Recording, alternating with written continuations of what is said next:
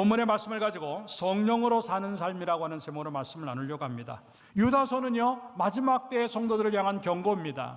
특별히 이단들이 들어와서 교회를 어지럽히는 그런 상황 속에서 바른 믿음이 뭔지, 복음이 뭔지, 하나님이 원하는 것이 뭔지 그것들을 제대로 만들지 아니하면 그 교회는 무너지고 인생을 무너질 수밖에 없다고 하는 생각 때문에 강력한 어조로 이제 경고하는 것이 유다서의 전체적인 내용이에요. 그러면서 그 중간에 뭐를 집어넣냐면 성령으로라고 하는, 성령으로. 왜? 그만큼 우리는 약해요. 다 결심하죠. 잘하려고 애쓰죠.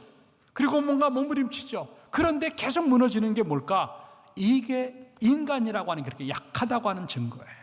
그 때문에 성령으로 역사하지 아니하면 그 믿음도 믿음 될 수 없고 바르게 갈 수도 없고 능력도 없을 수밖에 없는 그런 것들이 바로 성령의 역사라고 하는 것을 이야기하면서 우리에게 교훈하는 것인데, 다시 한번 나에게는 그 성령의 역사가 있는가? 그리고 그 역사대로 나는 순종하며 살고 있는가?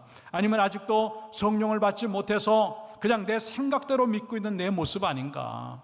아니면 성령을 받았는데 그래도 그 은혜 체험도 하고 학생 때든 뭐 청년 때든 아니면 뭐 젊었을 때든 언젠가 그 은혜를 경험했었는데 그 성령의 역사를 다 잃어버리고 너무나 메마르고 힘든 삶들만 살아가는 내 모습은 아닐까 하는 것들을 생각해 보면서 오늘 다시 한번 성령 강림 주일입니다. 성령 강림 주일이라고 하는 게 뭐냐면 예수 그리스도께서 3년 동안 공생의 생활을 하시고 십자가에 달려 죽으십니다. 우리의 모든 죄를 다 구원하시고 십자가에 달려서 돌아가신 후에 3일 만에 부활을 하십니다. 그리고 40일 동안 세상에 계시는 제자들에게 보이시고 승천하십니다. 그리고 예수님이 없는 그곳에 성령을 보내주심으로 말미암아 그 성령으로 인해서 그들은 다른 삶을 살아갑니다. 능력이 있었고 힘이 있었고 거침이 없었고 못할 것들이 없고 죽어도 괜찮고 맞아도 괜찮고 옥에 갇혀도 괜찮은 그러한 삶들을 살아가면서 성령 받음이 뭔가를 정확히 보여준 그 삶이 초대교회의 모습들이에요.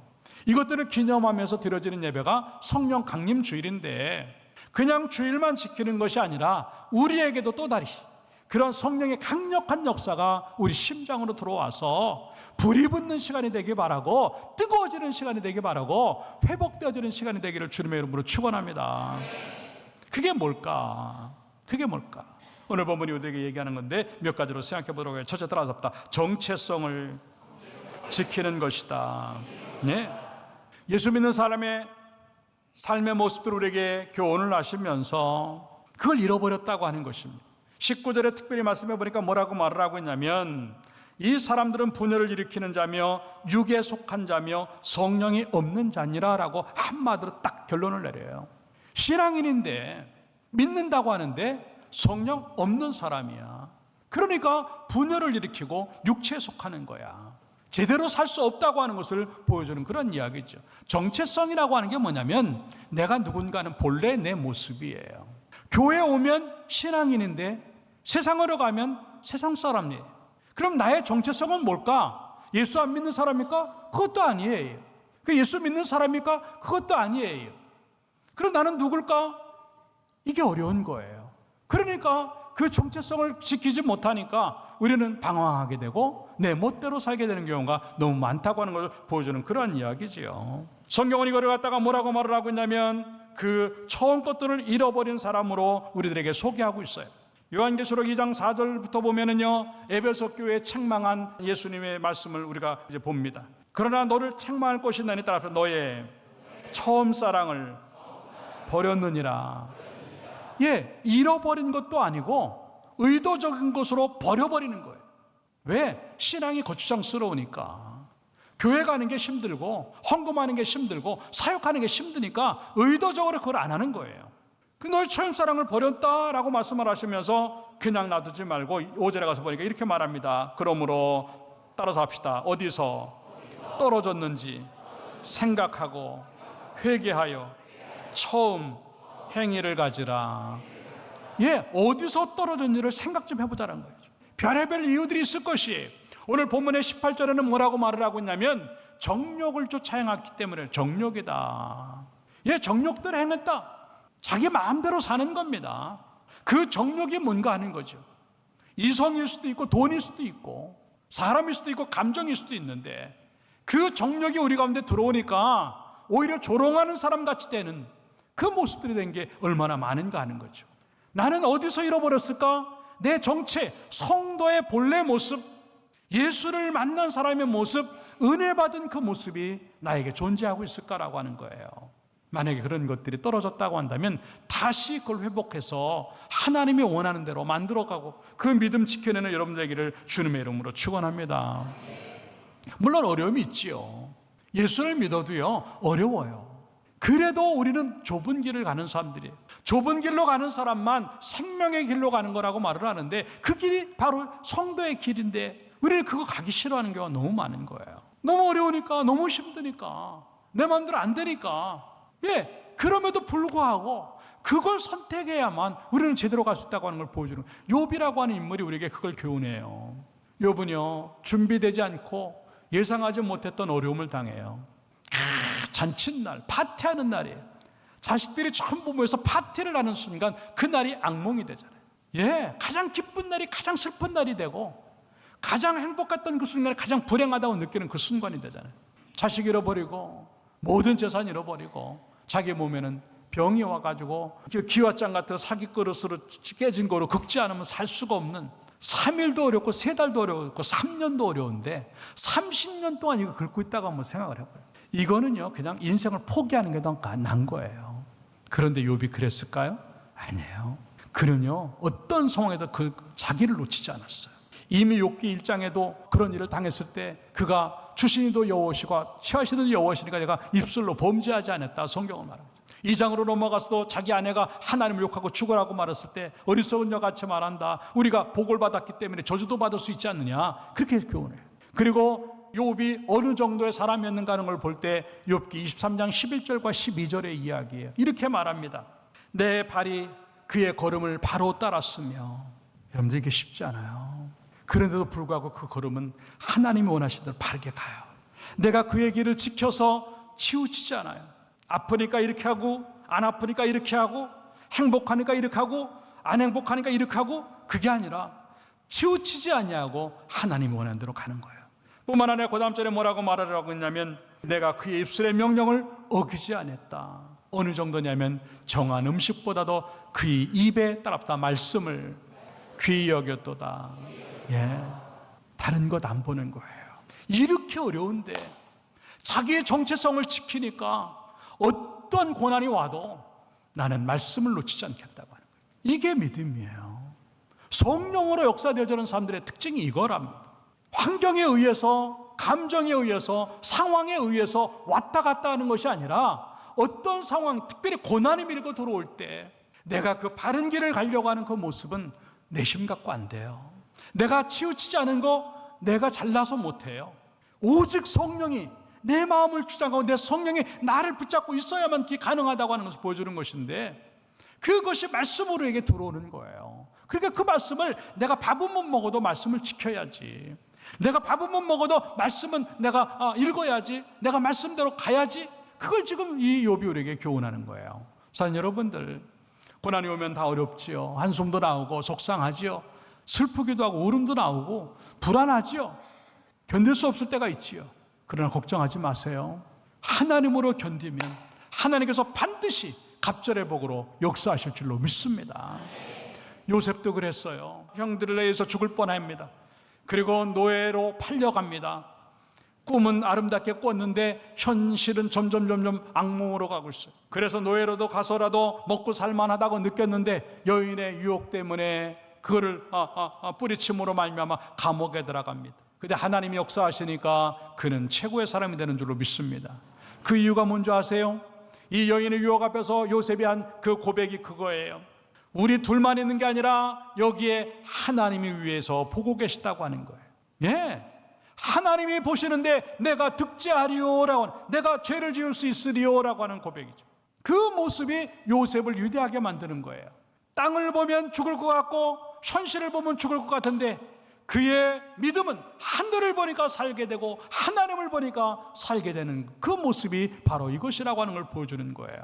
사랑하는 여러분들, 이 내 정체성을 지키고 믿음, 은혜 받은 사람답게 사는 것, 예수님 만난 사람답게 사는 것이 힘들다 할지라도, 그리고 삶이 내 마음대로 되지 않고 응답도 늦는 것 같고 생각하자는 위기가 오고 어려움이 와도 불안해하거나 속상해하지 말고, 이때 성령으로 견딤으로 말미암아 여러분의 성도의 본 모습, 하나님을 만난 사람, 은혜 받은 사람의 원래 모습을 잘 유지함으로 말미암아 오히려 그것들이 하나님 앞에 영광이 되고 더 내 삶들을 바르게 만드는 축복의 기회를 만들기를 주님의 이름으로 축원합니다.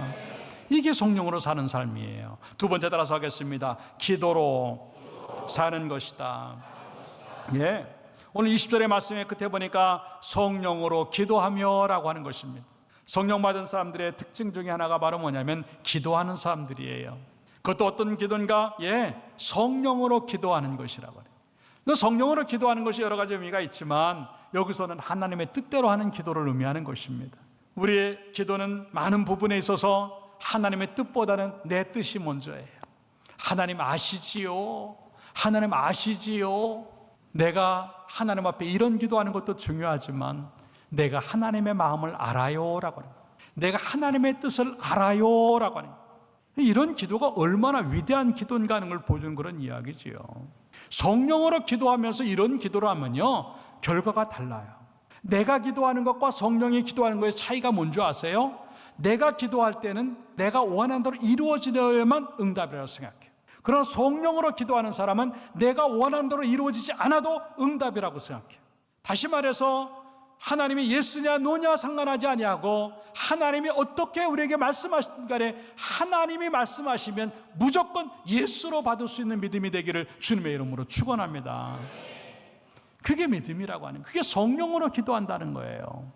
비록 내가 원하는 대로 이루어지지 않았을지라도 우리 속에 하나님 앞에 기도한 것들이 남고 우리 속에 하나님이 또 다른 역사하는 것들이 기대가 되는 그 모습이 바로 성령으로 기도한다고 하는 것을 의미하는 것인데, 오늘부터는 그 기도가 우리에게 있기를 주님의 이름으로 축원합니다.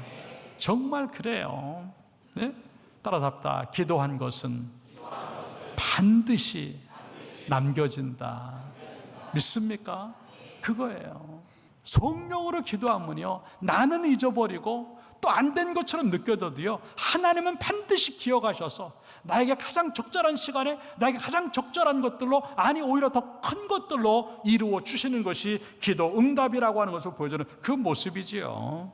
초대교회 기도하는 모습을 이렇게 소개하고 있습니다. 사도행전 1장 14절의 말씀해 보니까 여자들과 예수의 어머니 마리아와 예수의 아우들과 더불어 마음을 같이 따라 오로지 기도에 힘쓰더라.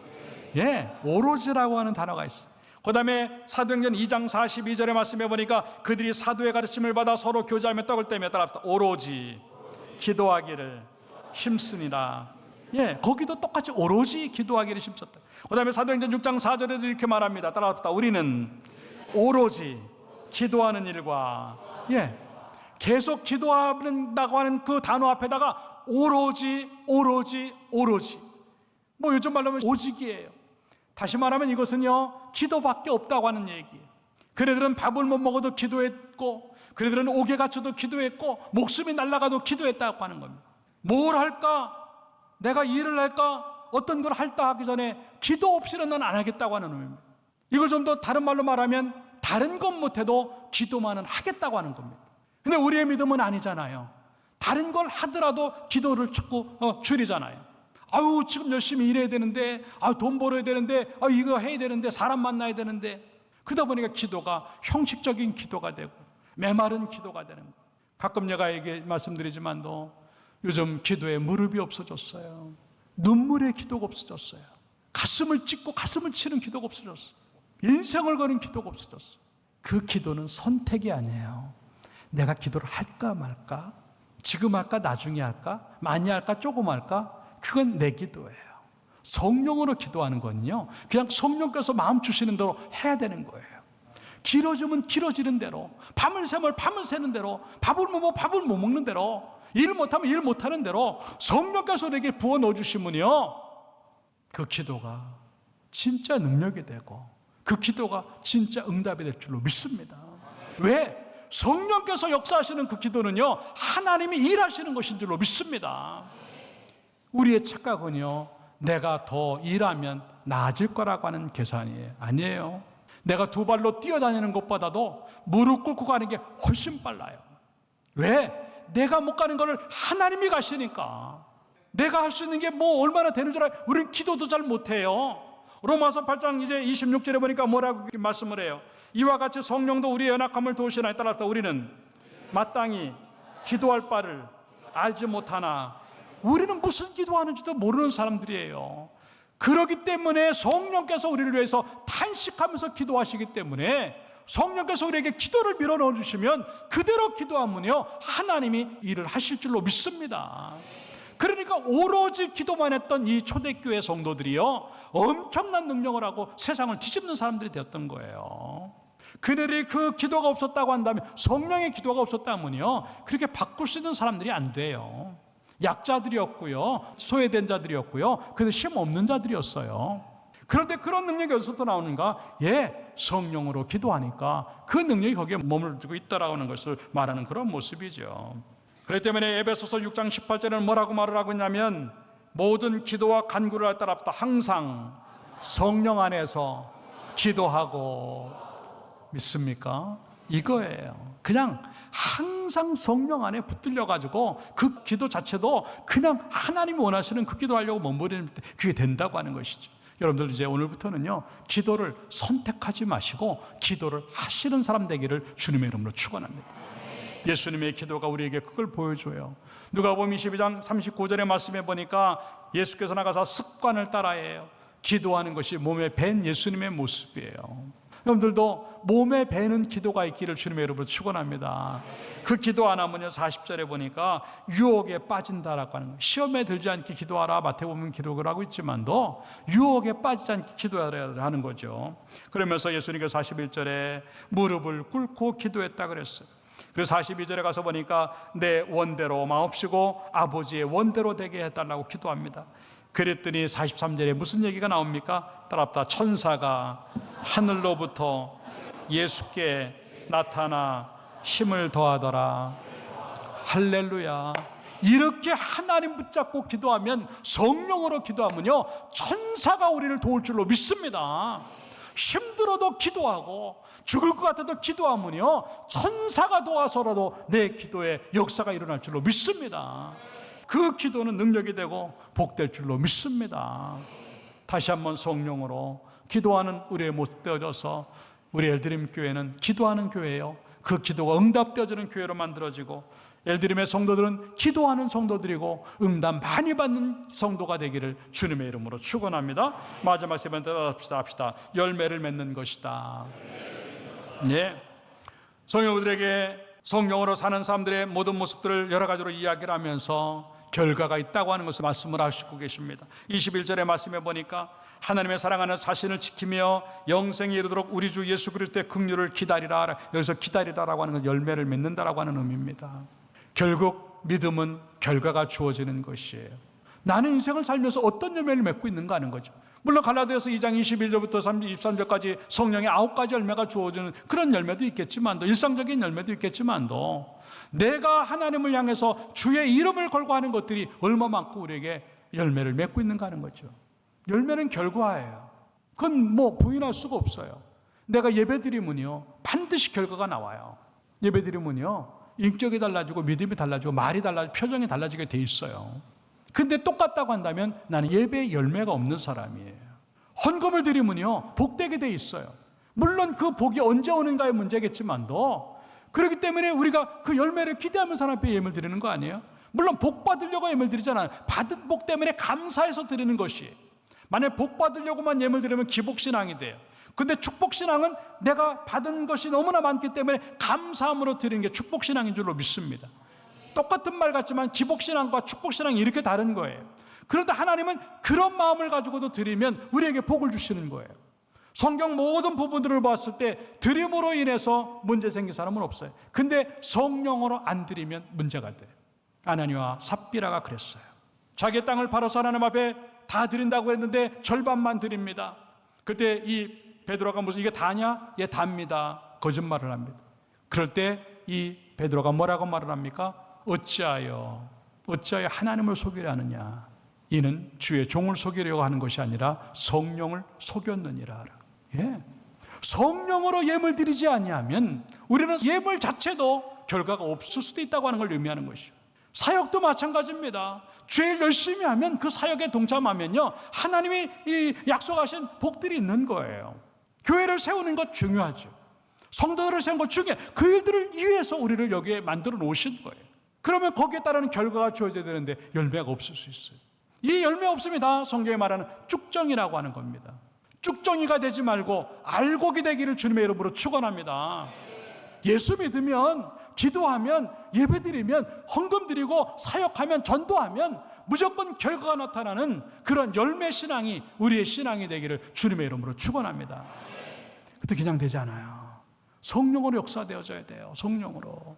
이게 나에게도 좋고 모든 상대에게도 유익한 게 되는 그런 모습이 주어지는 것인데, 우리 엘드린 교회는 좀 그랬으면 좋겠어요. 그냥 성령 받은 사람처럼 웃고 그냥 행복해하고 그냥 품어주고 그냥 하나님 때문에 모든 걸 견딜 수 있는 그런 사람이 되어서 여러분의 모든 행함들이 다 열매로 나타나서 복이 되기를 주님의 이름으로 축원합니다. 과연 입만 무성해질 것인가? 이리 뛰고 저리 뛰고 결심 많이 하고 그리고 한다고 하면서 직분을 가지고 움직인다고 하면서도 꽃만 화려한 내 모습은 아닐지, 입만 무성하고 꽃만 화려한 것이 아니라 열매가 풍성한 성도가 되기를 주님의 이름으로 축원합니다. 갈라디아서 6장 7절에 이래서 뭐라고 말을 하고 있냐면, 스스로 속이지 말라. 하나님은 업신여김을 받지 아니하나니 따라합시다. 사람이 무엇으로 심든지 그대로 되리라. 믿습니까? 그대로 되는 거예요. 무엇으로 심든지. 그렇기 때문에 그 다음 절에 보니까 8절에 성령을 위하여 심는 자는 성령으로부터 영생을 거두리라. 이렇게 될 줄로 믿습니다. 썩어질 것들을 얻는 게 아니라, 쭉정이를 얻는 것이 아니라 생명을 얻어내고 풍성한 것들을 얻어내는 그 모습이 성령을 위해서 하는 것이라고 하는 것을 보여주는 그런 모습이죠. 뭐 이러쿵 저러쿵 얘기할 게 없어요. 열매 보면 아는 거예요. 그 얘기가 제 얘기가 아닙니다. 마태복음 7장 16절에 보니까 이렇게 말합니다. 그들의 열매로 그들을 알지니라고 하는 거예요. 가시나무인데 포도가 열렸다? 절대 그런 일 없어요. 엉겅퀴인데 무화과가 열렸다? 그런 일 없다는 겁니다. 열매로 그들을 아는 거예요. 그러면서 20절에 똑같은 얘기를 하면 따라서 합시다. 그들의 열매로 그들을 알리라. 믿습니까? 나는 어떤 열매를 맺고 있는가를 생각해 보면서 이제는 성령으로 행함으로 말미암아 열매 신앙으로 가는 여러분의 모습들이 주어지기를 주님의 이름으로 축원합니다. 결론적으로 말씀을 드립니다. 성령으로 하지 아니하면 믿음도 삶도 안 돼요. 왜? 나는 그만큼 약한 사람입니다. 능력도 없습니다. 잘난 것도 없습니다. 그것 가지고 하려고 하니까 믿음도 실패하고 삶도 실패하는 거예요. 이제는 그걸 다 내놓고 나는 아무것도 할 수 없기에 성령으로 합니다. 성령의 능력으로 항하기가 없어서 그 믿음 갖고 움직임으로 말미암아 성령으로 여러분의 정체성들이 더 확고해서 성도다운 모습들이 나오길 바라고, 성령으로 기도해서 기도할 때마다 기적이 나오고 능력이 나오고 해결이 되고 응답이 되고, 그리고 성령으로 움직일 때마다 여러분들의 삶들 속에 이것도 저것도 열매가 되어서 복되고 풍성해지고 그것들로 더 영광거리가 많아지기를 주님의 이름으로 축원합니다.